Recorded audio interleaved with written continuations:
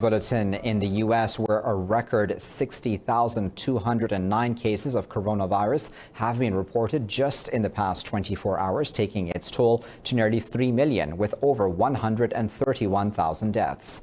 In the virus epicenter, Latin America, Brazil has registered over 1,250 deaths overnight, while almost 900 lost their lives to the disease in Mexico just in a day. The deadly virus has so far killed over 543,000 people, globally, and has infected 11.7 million worldwide. This report has more details.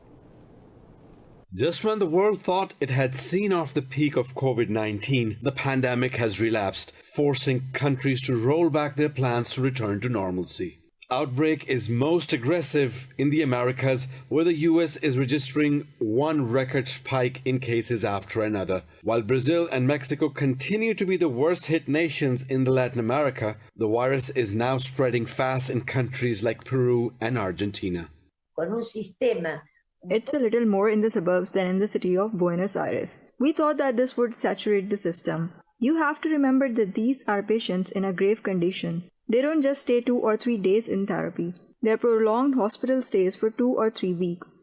In the African continent, the situation is getting equally worse, with South Africa reporting over 10,000 cases every day. Nigeria and Ghana, too, are struggling to contain the spread despite restrictive measures. After declaring victory over the virus, health authorities in 7 Arab countries have now confirmed new cases and deaths. Over in Australia, New South Wales has banned citizens from its bordering regions with Victoria State.